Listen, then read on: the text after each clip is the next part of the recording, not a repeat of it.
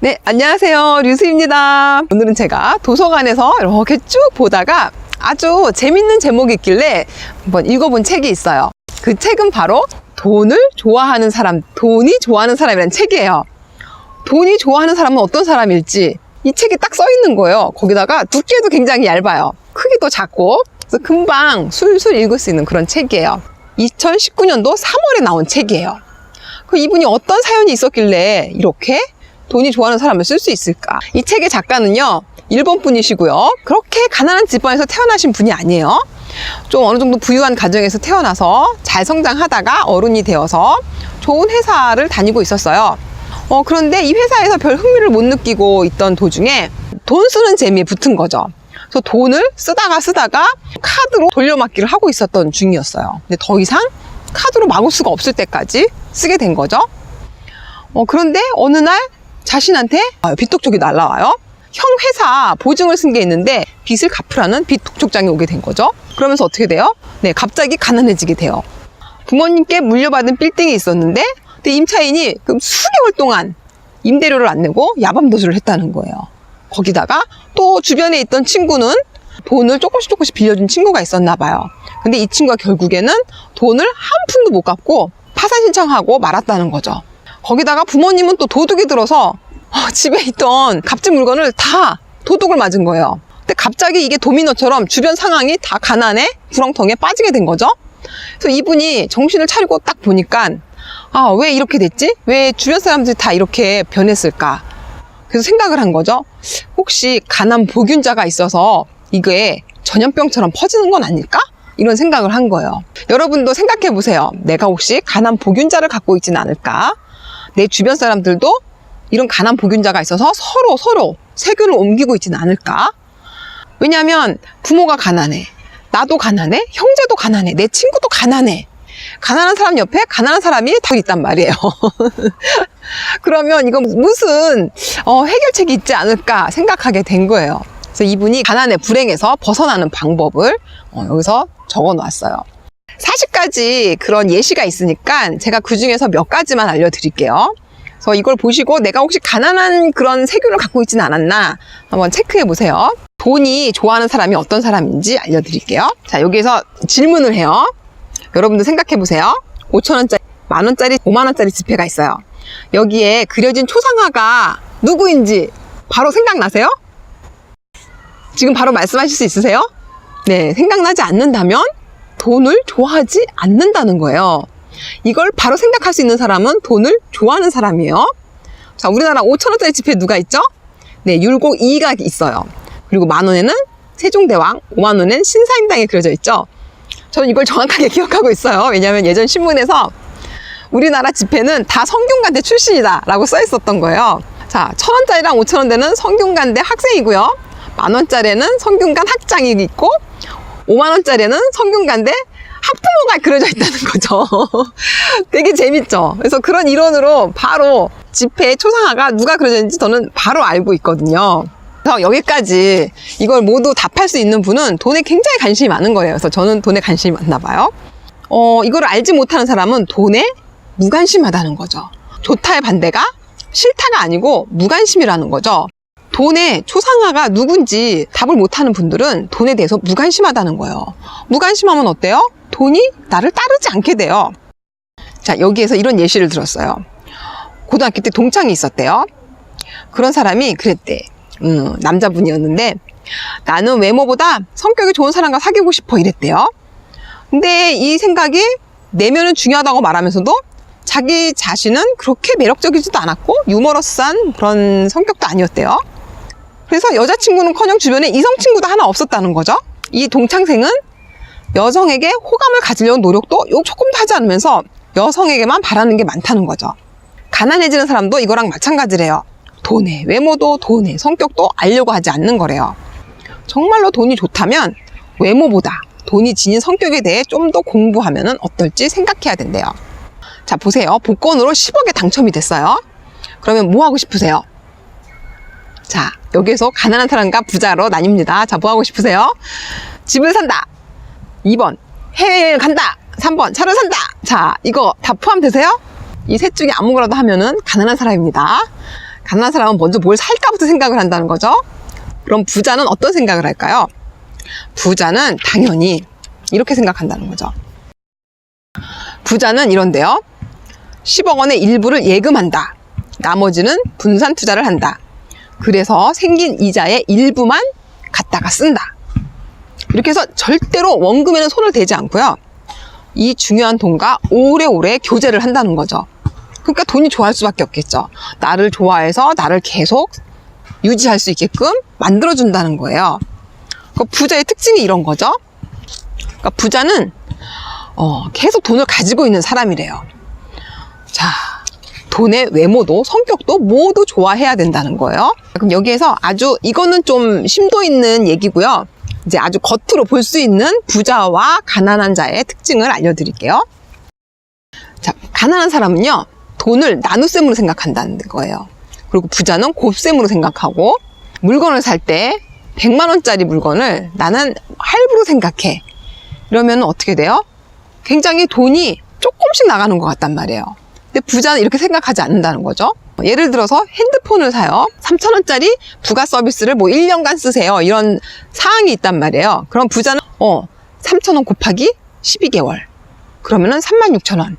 그래서 이거를 3,000원짜리로 생각하지 않고 36,000원짜리로 생각한다는 거예요. 그래서 뭐든지 다 곱셈을 해가지고 생각을 하기 때문에 돈을 함부로 쓰지 않는다는 거예요.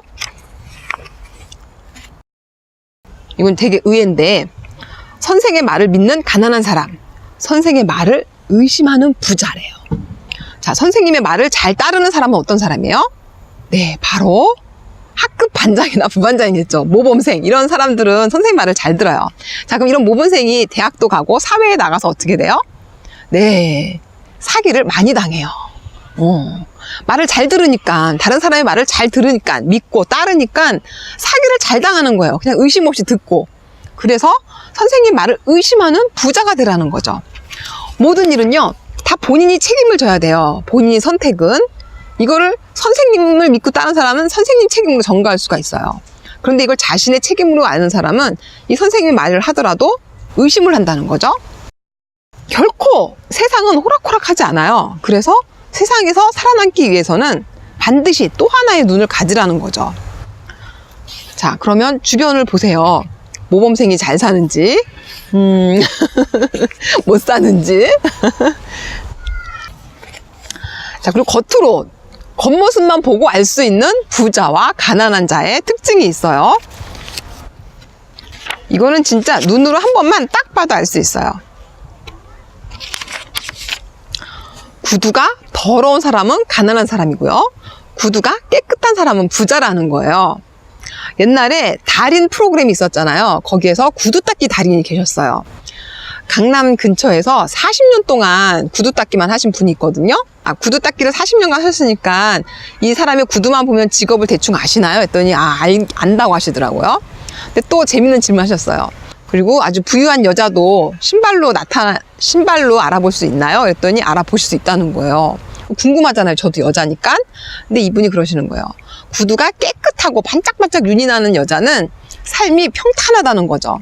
그런데 신발이 막 더럽고 지저분하고 그리고 막 진짜 막 구겨져 있고 이러면은 삶이 평탄하지 않은 분이라는 거예요. 우여곡절이 많대요. 삶의 우여곡절이. 40년간 구두를 닦은 분이 하신 얘기니까 맞겠죠. 그리고 돈이 많아 보여도요, 사기를 치는 사람은 구두가 더럽대요. 그러니까 위에서 아래까지 쫙 깨끗한 거예요. 쫙 깨끗한데 구두가 더러우면 사기꾼일 가능성이 많다는 거죠.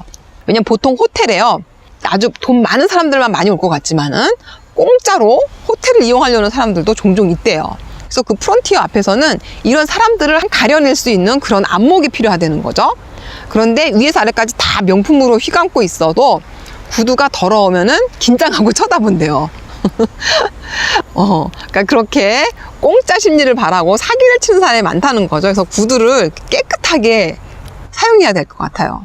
항상 구두를 깨끗하게 반짝반짝 윤이 나게. 여기 책에 쓰였으니까는 이렇게 뜨끔하더라고요. 애들 신발까지도 깨끗하게 해줘야 되나 싶기도 하고. 그리고 부자는 날씬하다는 거죠. 그리고 가난한 사람은 풍채가 좋대요. 자기 생활 습관을 바꾸지 못하면 이렇게 몸도 관리를 못한다는 거죠. 그러니까 이게 습관이라 그랬잖아요. 돈이 따라붙게 하는 습관이 있는 사람이라고. 그런데 가난한 사람은 본인의 건강도 제대로 체크하지 못하니까는 가난할 확률이 높다는 거예요. 그럼 몸이 탄탄하고 이렇게 늘씬한 사람은 자신의 마음도 가볍고 몸도 가볍기 때문에 그만큼 지출도 많이 하지 않는다는 거예요. 그래요. 이렇게 늘씬한 사람은 그냥 이런 티셔츠 하나만 입어도 굉장히 멋있어 보여요. 저 이거 어때요? 좀 예쁜가요? 네, 이거 저 19,000원짜리 티셔츠예요. 이거 하나 입고도 굉장히 기분이 좋더라고요. 네, 제가 우선 상체는 날씬한데 여기까지는 꼭 관리를 잘하는 사람 같습니다. 네. 저도 좀 더 살을 빼야 되겠어요. 이 책을 읽다 보니까. 그리고 가난한 사람은 대비를 하지 못하고 항상 허둥지둥하다는 거죠. 부자는 항상 대비를 해놔서 느긋하고요. 그래서 여기서는 부동산 투자에 대해서도 알려주셨어요. 부동산이 굉장히 돈 벌 수 있는 찬스가 온다는 거죠. 돈이 되는 물건은 그렇게 빈번하게 나타나지 않는다. 만약 희귀한 물건이 나타나더라도 대비하고 있던 사람은 곧바로 매입에 들어간다. 자, 갑자기 급매물이 나왔어요. 급매물이 나왔는데 한 달 안에 결제를 해야 되는 거죠. 너무 급하니까 시세보다 막 5천만 원이 싸게 나왔단 말이에요. 그럼 사면 이득이잖아요. 그런데 한 달 안에 잔금을 치를 수 있는 능력이 있나요? 없으면 못 하는 거예요. 저도 그런 물건 많이 봤거든요. 갑자기 세금 문제가 있다든지 누가 죽었다든지 아니면은 뭐 누구한테 이거를 증여를 받았는데 증여세를 낼 만한 그런 형편이 안 되는 거예요. 그럼 그냥 빨리 팔아버리는 게 나은 사람도 있어요. 그런데 이거를 어떻게 해요? 급매물로 빨리 쳐야 되니까 한 달 안에 돈을 잔금을 해줄 수 있는 사람한테 기회가 가는 거죠. 근데 가난한 사람은 이거 긴가민가 하면서 질질 끌다가 못하는 경우도 있고요. 돈이 없어서 못하는 경우가 더 많겠죠. 부자는 이런 상황을 대비해서 한 번에 결제를 하고 급매물을 잡을 수 있는 거예요. 가난한 사람은 가족과의 사이를 소중히 하는 사람이고요. 부자는 가족과의 거리를 소중히 한대요. 이게 무슨 말이냐면요. 가족과 너무 사이를 가까이 있다 보니까는 매번 도와주는 거예요. 사이가 좋아지려고, 항상 행복하려고. 그런데 이게 서로 다 같이 가난해지는 지름길이라는 거죠. 그러니까 한마디로 가난 세균을 서로 나눠 먹는 경우인 거예요. 저희 부모님이 그러셨어요. 저희 아버지가 6남매 중에 장남이셨는데 매번 삼촌 고모들한테 매번 돈을 빌려주시는 거예요. 사업자금, 결혼자금, 그 다음에 집 할 때 매번 돈을 도와주시니까 어때요? 저희 집은 항상 힘든 거예요. 맨날 힘든데 또 그분들은 그렇게 고마워하지도 않으세요. 그래서 지금은 연락도 안 하고 지내요. 왜냐면 그분들 때문에 진짜 뼈저린 가난을 다 경험을 했거든요. 그러니까 이게 가족들하고는요, 이게 서로 신형이 좋아가지고 너무 소중히 끈끈하게 하다 보면은 서로 다 망하게 되는 거예요. 왜냐면 그분들은 스스로 힘으로 사업을 해야 되는데 매번 도와주다 보니까는 스스로 자립할 수 있는 힘이 없는 거예요. 그래서 지금도 저희 부모님이 다 해준 사업 다 말아먹었어요. 다 말아먹고 지금은 뭐 택시 운전을 한다든지 환경 미화원을 하신다든지 이러면서 살아가세요. 저희 부모님도 여태까지 계속 일을 하셔야 되고요. 그래서 그게 절대로 좋은 게 아니에요. 가족들하고는 어느 정도 거리를 유지하라는 거죠. 그거를 예시를 들었어요. 가정이 즐겁게 유지되려면 돈에 대해서 냉정하게 가족과 거리를 두는 게 중요합니다. 아이들한테도 교육비에는 얼마까지만 쓴다. 부모 간호는 누가 맡고 얼마가 든다. 같이 가족의 라이프 플랜을 아주 냉정하게 짜라는 거죠. 단순히 서로 사랑하고 사이가 좋다는 것만으로 가난의 바닥에 뼈를 묻게 될지도 모른다는 거죠. 맞아요. 이게 다 같이 가난해져요. 이분이 형의 신용보증을 안 세웠으면은 아마 형 선에서 끝났을 거예요. 근데 이게 가족이 줄줄이 다 도미노로 가난의 나락으로 떨어지게 되잖아. 이러면 서로 어떻게 도와줄 수가 없게 되는 거예요. 그러니까 엄청난 부자한테 이런 질문을 했다는 거죠. 젊은 사람이 성공하기 위한 비결은 무엇입니까? 하고 질문을 했대요. 그러자 시간 엄수, 약속 엄수, 거짓말 하지 않기가 중요해요. 이랬다는 거예요. 그러니까 젊은 사람일수록 시간을 철저히 지키라는 거죠. 거래처와의 미팅에서는 항상 약속 시간 전에 도착해야 되고요. 미리 그 거래처를 가기 전에는 노선을 미리 다 파악하라는 거죠. 어디서 무슨 지하철을 타고 몇 분을 걸어가야 될지 이거를 미리 다 계산을 하고 가면은 거래처에 늦을 그런 행동을 하지 않게 된다는 거죠. 그래서 이런 걸 꼼꼼히 체크하는 걸 습관화하라는 거예요.